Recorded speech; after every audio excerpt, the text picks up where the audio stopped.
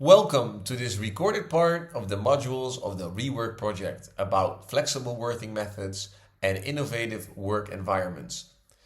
This project is funded by Erasmus Plus, and these presentations follow the module structures and it's connected to the modules of this project.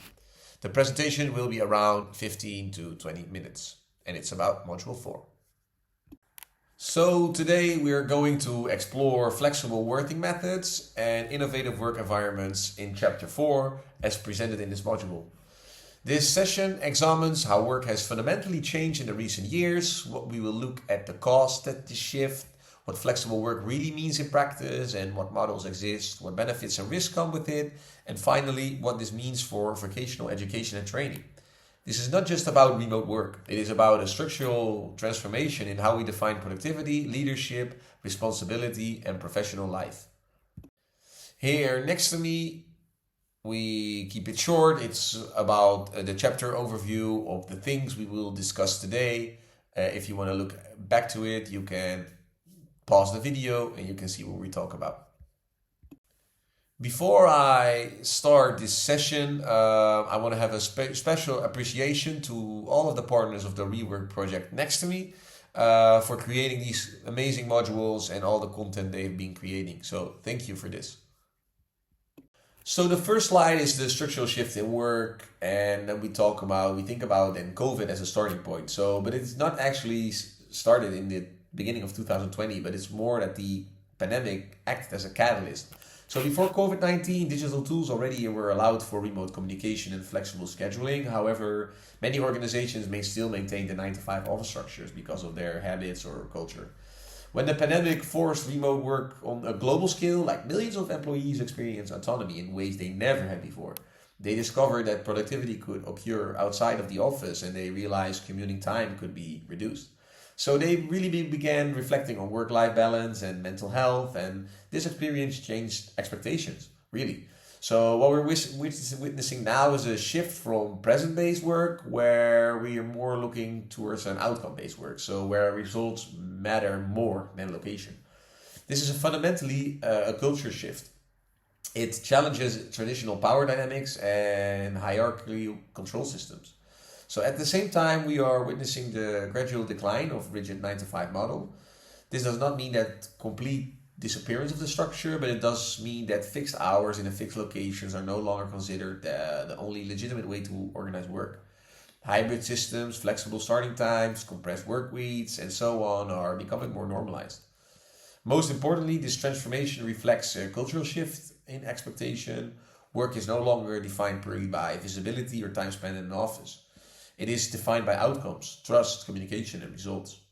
Employees expect transparency from their leaders, and they expect the boundaries, and they expect flexibility to be a part of the organizational culture rather than expectation. So in summary, the most post-pandemic period did not really change the way we work, but it changed and where we work, but it changed how we think about work and how we integrate it into our lives and how organizations must respond to this. So in this slide, it visually illustrates the rapid increase in remote work and hybrid work in the beginning of 2020. So notice how sharply the numbers rise during the pandemic period, but what's the most significant in this thing is that the levels remain elevated even after the restrictions of COVID-19 were lifted. So this tells us something important. Flexible work is not temporary crisis response, but it's really embedded in our organizational structures. Hybrid models in particular have stabilized as a new norm in many sectors. So this sustained adaptation demonstrates that flexibility has shifted from an experiment to an expectation. When we talk about the Great Resignation, we are referring to a global wave of voluntary job exits that accelerated after the pandemic. So it's important to emphasize that these resignations were not primarily driven by economic collapse or unemployment, but totally instead they were driven by dissatisfaction of their organizations. Employees were not leaving because there were no jobs, but they were leaving because they believed they deserved better jobs. So we divided it into 3 points, and the first key element is mass voluntary job exit. So in many countries, resignation rates reached historic heights. Entire sectors such as healthcare and hospitality experienced significant turnovers. So this created like a labor shortage and forced organizations to rethink how to attract and retain talent. But what made this movement significant was its voluntary nature. People were actively choosing to leave, and it suggested that employees felt confident enough to prioritize their own needs over job security. The second element is the search of meaning and flexibility. So during the pandemic, many individuals had time to reflect and they reconsidered their priorities and long-term goals. Questions such as, does this job align with my personal life? Is this work sustainable for my mental health? Became central. Employees increasingly sought roles and they offer different purposes, growth, etc. But work was no longer viewed only as a source of income. It was evaluated as part of an overall life satisfaction. The third element is the rejection of unsupportive cultures. So many organizations maintain a rigid 9-to-5 hierarchies, poor communication practices, and it was all based on control rather than trust. During the pandemic, these weaknesses became more visible. Employees became less willing to, for example, micromanagement or poor work-life boundaries. So the Great Resignation functioned as a collective message. It communicated that outdated management styles and unsupportive cultures were no longer acceptable. So the Great Resignation is not just a labor market trend, but it represents a turning point in the relationship between employees and employers. It accelerated the move forward to flexibility, autonomy, and trust-based systems. When we talk about quiet quitting, it is important to clarify what it actually means. So quiet quitting does not mean that employees are resigning or refusing to work, but it refers to a shift in how employees define their work commitment to work. Workers continue to perform their contractual responsibilities, but they will not go and avoid being beyond than what was formerly required. So the first element is boundary setting behavior. It is traditional work, especially in competitive sectors. Employees were often expected to go above and beyond, but such as mediating conflicts or supporting colleagues without formal recognition. So quiet quitting represents a decision to reestablish boundaries. Employees are saying, I will perform my job well, but I will not sacrifice my mental health or personal time or unpaid energy. This reflects on growing awareness of burnout and the importance of sustainability in work practice. The second element is rejecting overwork culture. For many years, overwork was often rewarded, being interpreted like as dedication. Long hours were seen as a sign of ambition, but the chronic overwork reduces productivity, increases errors, and negatively affects mental and physical health after research. Quiet quitting challenges the narrative that commitment equals exhaustion. In this sense, quiet quitting is not laziness, but it is resistance to unsustainable expectations. The third element is that quiet quitting functions as a cultural signal of fatigue. Many employees experience emotional exhaustion after the pandemic. Remote work blurred boundaries, care responsibilities increased, and job insecurities and uncertainty created stress. It also reveals a mismatch between organizational expectations and employee well-being. When we talk about flexible work, it is important to understand what flexibility is not one single practice. It operates across multiple dimensions, so we break it down in four key components. So let's start with the first one, flexibility in time. So work was organized around fixed hours, 9 to 5. Employees were expected to begin and end their workday at the time they predetermined. But flexibility in time challenges that assumption. It includes models such as flex time, where employees can choose their start and end dates. They can, where full-time hours are completed over fewer days. Time flexibility recognizes that productivity is not identical for everyone at the same hours. Some individuals, maybe are working better in the morning, others later in the day. So it allows employees to manage caregiving responsibilities, appointments more effectively.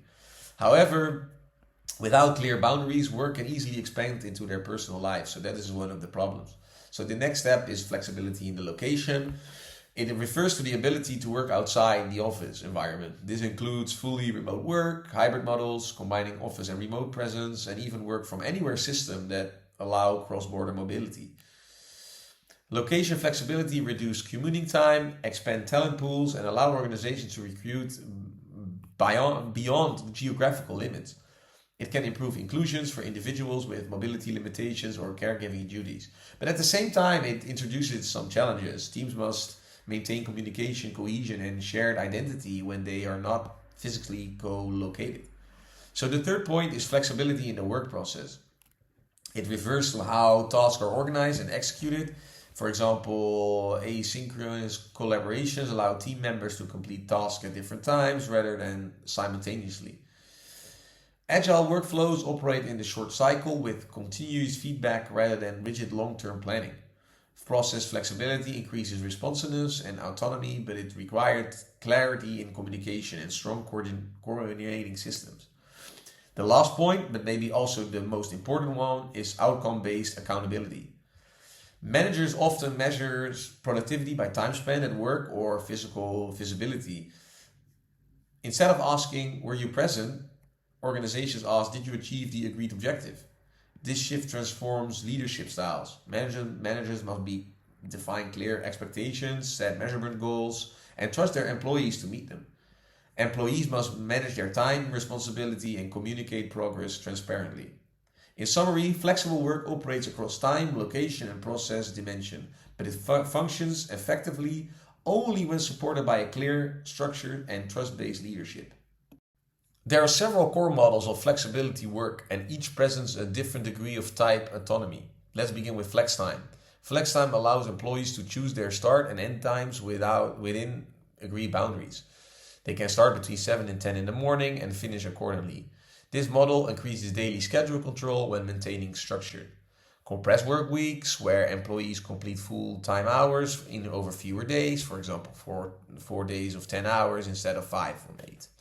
This provides extended rest periods while preserving workloads and expectations. Then we have the raw, results-only work environment.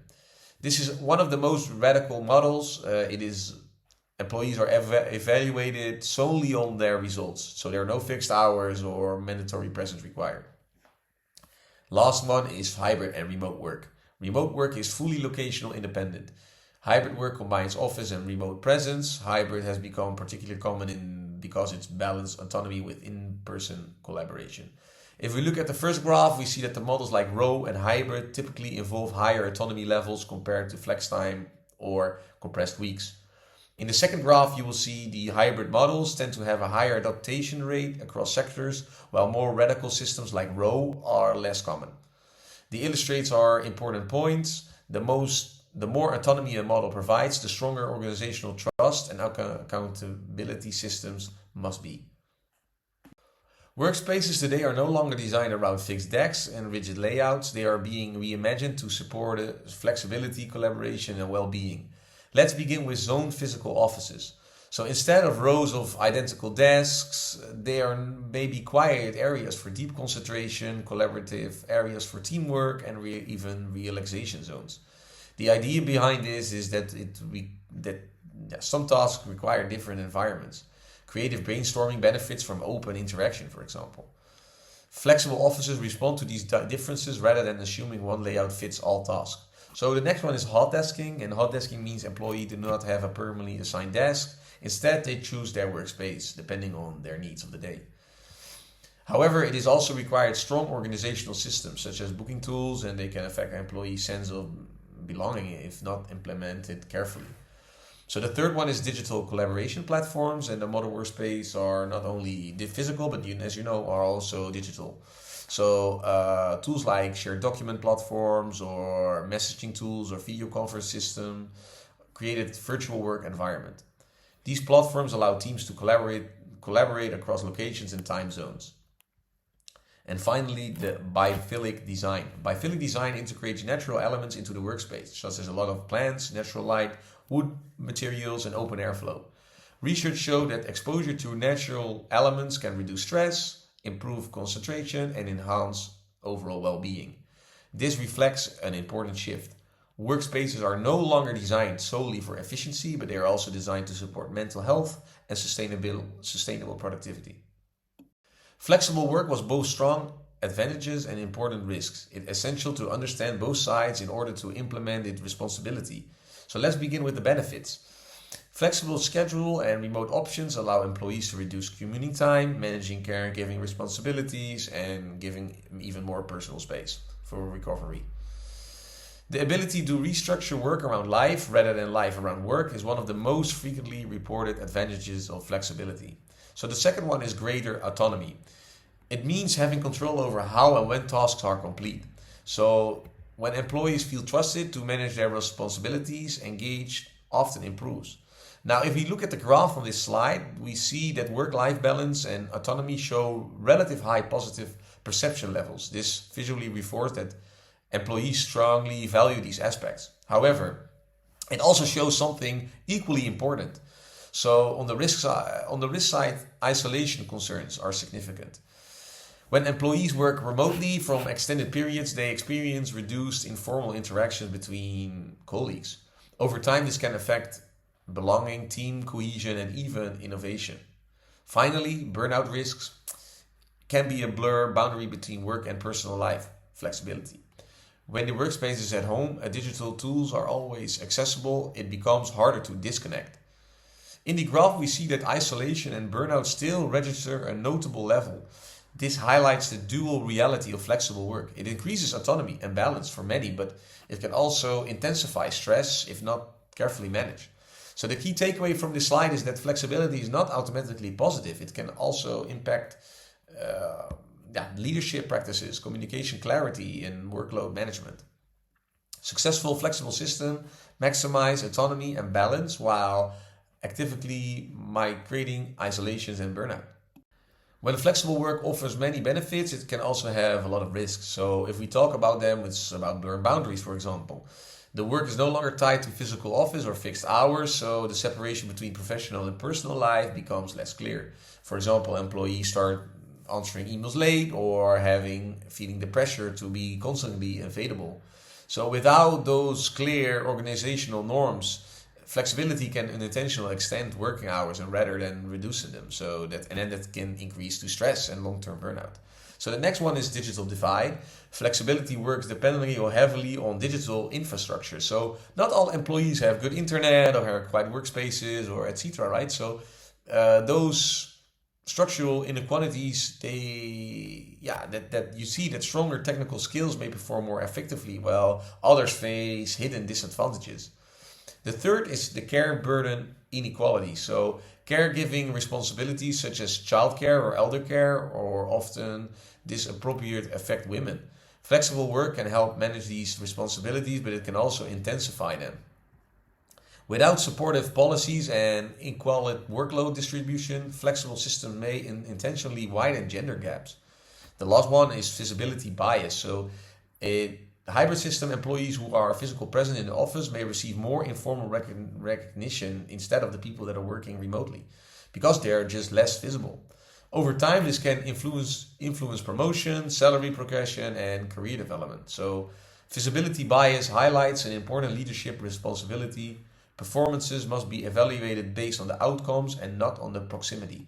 If flex work introduces new risks and challenges, then the next logical question is what skills are required to be successful in this environment? So if we talk about one, it's time management. Employees arrived at fixed times, took breaks, predictable moments, and left the end of the day. In flexible systems, much of that structure just disappears, especially when working remotely. Effective time management in flexibility context means setting clear working hours, protecting focus time, and ensure that work does not constantly spill into personal life. The second key is digital communication. A remote or hybrid teams, much communication happens through written messaging or video calls and shared documents. So this delays in response can create misunderstandings, so therefore professionals must communicate clearly about expectations, deadlines, and availability. The next one is adaptability. Flexible environments evolve quickly. Tools change. Employers must be comfortable with uncertainty, capable of adjusting to new system without losing productivity. Finally, accountability. In outcome-based systems, accountability becomes central. Employees must take responsibility for delivering results without constant supervision. If workplaces are transforming, education cannot remain static. Vocational education and training must respond directly to the structural change and we have discussed throughout this lecture. Preparing learners for a more modern labor market means preparing them for flexibility. Let us begin with flexible pedagogy. Flexible pedagogy means that teaching methods themselves reflect the realities of flexible work. This can include offering varied assignments, formats, blended learning modules, and digital collaboration tool. The next one is project-based learning. So it's modern workspaces increasingly operate through projects rather than fixed repetitive tasks. So these mirrors outcome-based accountability system in flexible workspaces. We have a third one that's hybrid collaboration simulation. So many organizations now operate in hybrid formats. Students should experience working in both in-person and online team environments. This could involve virtual teamwork, exercise, remote presentation, and shared digital workspaces across location. Finally, autonomy development. Perhaps the most important competency in flexible systems is self-management. Education should gradually encourage learners to take ownership to their learning process and setting goals, managing deadlines, and reflecting performances. As we conclude this lecture, it is important to step back and reflect on this broader picture. First, flexible work represents a structural transformation. This is not simply a temporary trend caused by global crisis. It reflects a long-term shift in how organizations define productivity, leadership, accountability, and professional identity. The traditional model of fixed hours, fixed location, and present-based evaluation is no longer dominant across many sectors. Second is flexible work has dual nature. It brings significant benefits, improved work-life balance, increases autonomy, and greater organizational resilience. However, it also introduces risks such as burnout, blurred boundaries, visibility bias. Flexibility is not inherently positive. It also depends entirely on how it's designed and implemented. Third, there is the equity imperative. Without intentional policies, clear evaluation criteria, and inclusive leadership benefits some groups more than others. So it needs to be clear on that point. Finally, there's a clear need for educational adaptation. Vocational education and training institutes have responsibility to prepare learners for these evolving work environments. Education must not lag behind labor market transformations. It must actively anticipate to respond to it. To conclude, flexible work is reshaping not only where we work, but how we lead, and how we learn. The challenge is not whether flexibility will remain, it will. The challenge is not how we implement it responsibility, equitably, and sustainability. Thank you for your attention, and if you want to know more about the Rework project, check out the other modules in this section. Thank you.